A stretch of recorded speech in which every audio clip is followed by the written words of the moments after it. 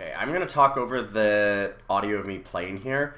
We had to recover before, so we had some problems with the recording. And I managed to get the audio back for some of it, but it's just easier to kind of go over the matches here just talking normally. So I'm just going to kind of explain what happened in these matches just after the fact. So this hand, obviously, we just have to mulligan. I was looking at it because I was thinking like there might be some way to Lion's Eye Diamond and do Brain Freeze, but there's really no way to like do anything there. Scroll Rack was interesting.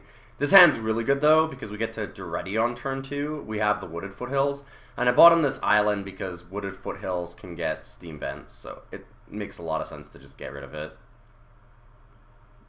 So that's really what we do here, and then in the next part here, we're sitting here and we try and get Duretti plus. We're discarding the mountain, and my opponent looks like they have some counter magic here, just with the way that they've been holding things up and they're blue and red. So I've been kind of worried about that. And what we do is we Imperial Seal for a Wheel of Fortune. We do that because we can try and play Ancestral Recall. Our opponent will try and counter that at the end of their turn, because they almost certainly have to, because it's Ancestral Recall. If they don't, then I mean great, we get Ancestral Recall off, but if they do get it and they counterspell the Ancestral Recall, then we're free to play Wheel of Fortune, and we can still at the same time hold up the Lion's Eye Diamond. So now this is the end of turn. We go Ancestral Recall, and as expected, opponent pauses for a moment, wondering if they should counter what we have off of the Imperial Seal, probably. Because they do know that we got something, but they ultimately choose to Cryptic Command the Duretti and get rid of the Ancestral Recall here, which is going to let us go off with like a Lion's Eye Diamond and the Wheel of Fortune. The one consideration that I had is I wanted to replay the Duretti, because of course, I mean, Duretti's really nice, and having it with like Lion's Eye Diamond and Mana Crypt, being able to do that's one of the main key things in this deck, is like sacrificing things like Mana Crypt to get Sphinx of the Steel Wind back into play. So that's not really something that you toss away lightly. We already have Welder in the graveyard, so we don't want to lose Duretti and Goblin Welder. What changes the opinion, though, that I thought that I was going to play Duretti until I remembered that our opponent had a Griffwing Cloudskate. So if we play Duretti, Griffwing Cloudskate just bounces it again. We basically just let our opponent time walk us, so there's no reason to do that. We just play Lion's Eye Diamond. We play Wheel of Fortune. We had to hold control, though. Something that's very important is you have to press the actual button control and then play your cards so that you can respond to them yourself with this Lion's Eye Diamond. We make some red mana because we already have a swamp and an island. It makes the most sense to do that here. And now we have an interesting hand because we've got a bunch of things to do. We've got some fast mana in like Mana Vault, but we also have Regrowth, which is the really... That's what's the game changer here, basically. I mean, Regrowth changes a lot of what we have to do. So I have to sit and think about this a little bit. Ultimately, we're going to decide to Mana Vault to get some fast mana. And then, like, what we can do is we could Regrowth, say, like, paying the life off of Stomping Ground to get, like, Ancestral Recall. We could also use it to get, like, Imperial Seal. There's a lot of different choices. There's Wheel of Fortune 2, which is the whole other draw 7. And ultimately, I kind of think that's the best choice, is that we're most likely to actually get there. And so I'm thinking that we just play the Mana Vault as fast mana. And then we go for paying the life off of Stomping Ground, Regrowth the Wheel of Fortune, and then play Wheel of Fortune. I could have also played Golgari Signet here, but the mana is just not good enough. It's better to just leave up as much mana as possible. And if I do it this way, then I have enough mana to play a Brain Freeze at the end of it, which is what I really want to do. So if I tap the Mana Vault, I get 3, which makes 5, so then I Regrowth, and we get back the Wheel of Fortune and we have a little bit of extra mana. So I go Mana Vault, just like I said, go to the Regrowth, and the interesting thing that happens here, we'll see in just a moment, I think that we hit it and we just win, because we go Wheel of Fortune, and I'm like, oh man, we did it, we hit Brain Freeze, but you'll notice, we actually also hit our opponent's Ulamog that they had in their hand. So now they just shuffled their library back into their graveyard, or their graveyard back into their library, and now I'm stuck because I just can't win this game. We're looking at this where we have more than enough storm count for the Brain Freeze, and then we immediately just lose, which is the real problem with a lot of these storm decks that operate with just the Brain Freeze, and that's why I like in this deck that we have things like Duretti and Goblin Welder, because we have other win conditions. We have like Sphinx of the Steel Wind that we can get back into play, and I think that you really need to pay attention to that and try and make sure that you get those kinds of win conditions, because if you have just Brain Freeze, you're never going to be able to make it. I play, if they have an Eldrazi, like you just can't win. And sometimes if they realize that you only have Brain Freeze, like out of the sideboard, they can just play a million lands and you can literally just not win. What I did here is I thought seized first before conceding, because first of all, I'm not totally dead, and second of all, I want to see extra information out of my opponent. Like, there's no reason here, even if I'm just going to concede because I figure that I can't win this game, there's no reason to just not see the extra information off of the Thoughtseize. So that was my reasoning there, and I just decided to fire it off. And then I pass the turn, and we'll let our opponent kind of go. We know that they're going to be able to play Tamiyo. And I had forgotten about the Riftwing Cloudskate here. And that's when I was kind of like, oh, I guess that we're just kind of dead. Because I was thinking that we would try and like untap the Mana Vault, have the Mana Crypt around, and we might be able to do something. I totally forgot that our opponent was going to start bouncing our lands, and then we're just like way behind in the race again. They have Tamiyo in play as well.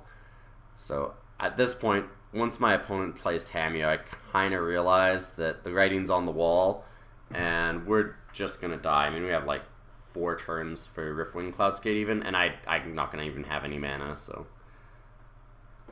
And that's if we didn't get the Mana Vault to kill us in the meantime as well.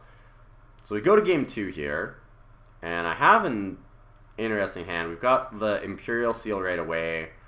Lion's Eye Diamond, of course, is good. Rakdos' Return is quite nice in this hand. Lets me get rid of some stuff from the opponent. We're going to play Sheldock Isle first, though, just because it's tapped.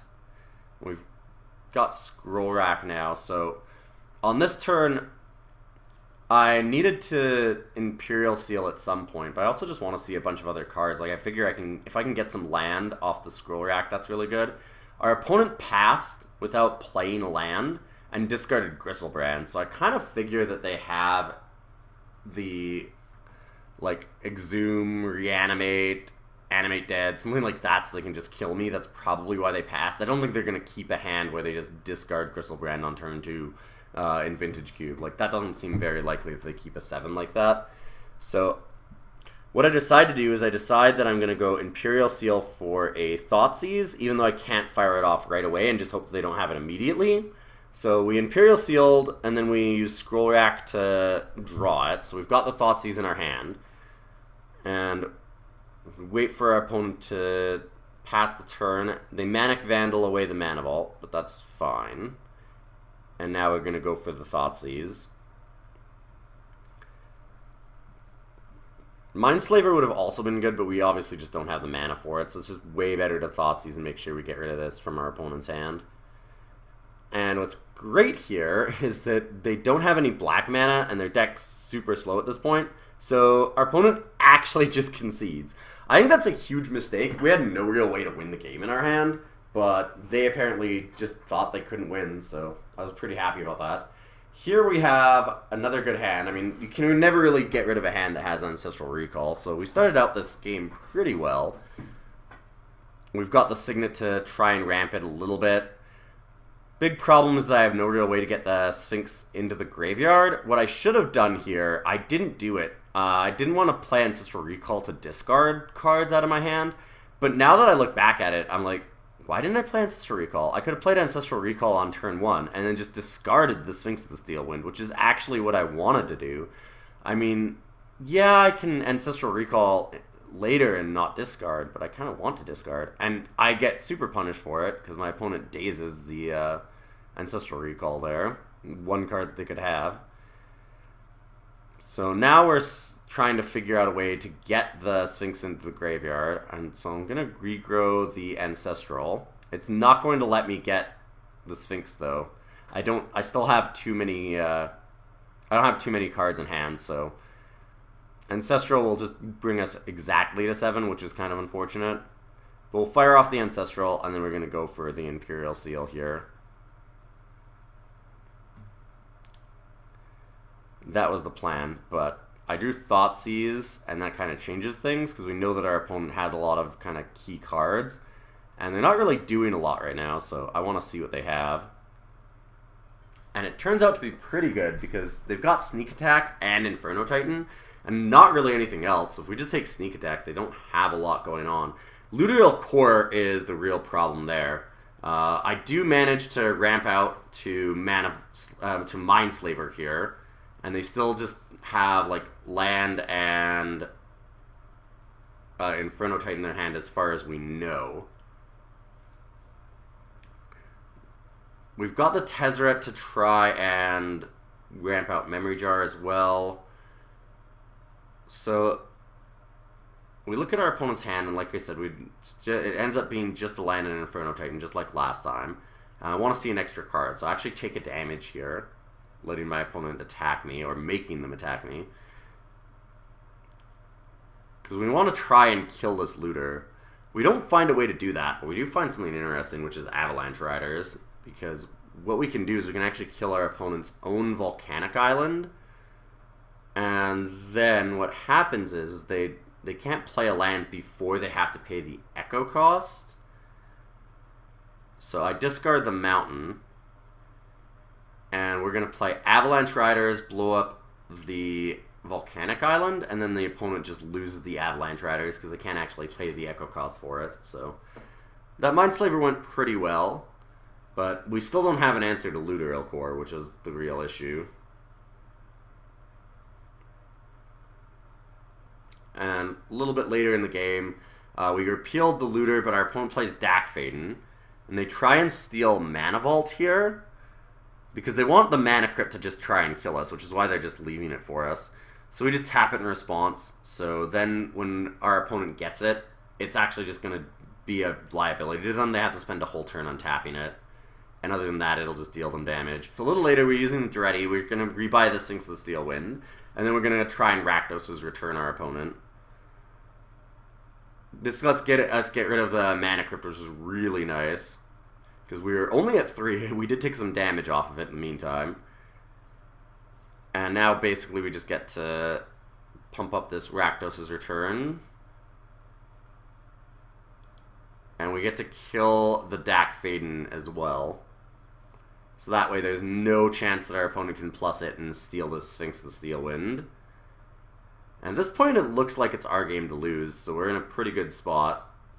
Opponent has no cards in hand, and we get to kill the Dak Faden. Wait a little bit longer, I get down Xenagos, and our opponent's just kind of stalling us out. They managed to kill off the Sphinx because they bounced it to our hand with Cryptic Command. And here I make a major mistake. So what we do is I get tunnel visioned on getting Sphinx back, not thinking about this Jace Vryn's Prodigy. For some reason, I'm not thinking about it flipping next turn. And so I'm sitting here trying to figure out a way to get Sphinx the Steel Wind back so that I can have more life and just kill my opponent fast. So I'm like, okay, well, we'll just tap for mana, and then I'll sacrifice it and get back the Sphinx.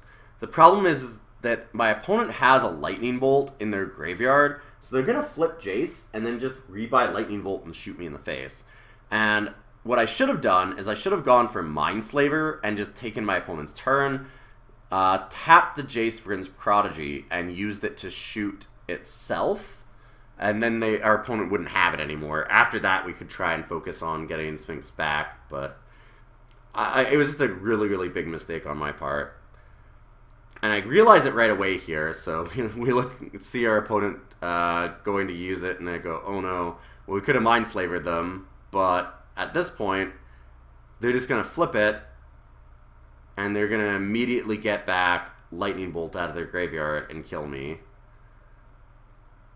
So I made a pretty big mistake. Just a really bad way to end this match, and we ended up losing because of it. There's really nothing that we can do at this point, so we just die to a really poor mistake that we made. We probably shouldn't have been in the game anyways, though, because of Game 2.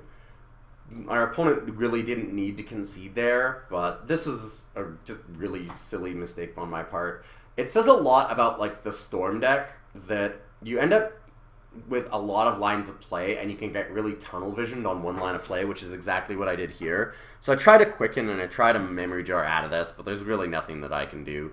So like, it just shows that you have to pay a lot of attention to every line of play and what you're doing when you're playing these kinds of decks, especially in things like Vintage Cube. There's a lot of different things that happen, and it's really easy to overlook something that can be super, super obvious. So when you're playing these decks, don't get tunnel visioned in on things. Try and just look fresh at every turn. It's tough to do, but don't have your line of play in your head before your turn, because it'll kind of bias you. You've got to work out a little bit, because otherwise you take too much time, but like I should have just gone for the Mind Slaver there. But it was an interesting deck, and we'll go on to the next draft now, so I hope you guys enjoyed it so far. And the next draft goes pretty interesting, so...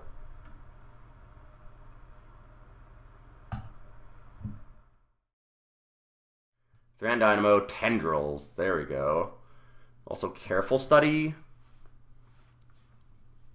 Can we use Tendrils? Probably. I think we probably want to. I wish that I had more ways to make fast mana. We've got Seething Song, we've got Time Spiral, and hopefully that Heartbeat Wheels.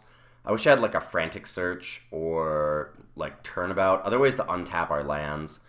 Maybe some more fast mana with artifacts, but unfortunately I can't take Grand Dynamo over Tendrils, I don't think.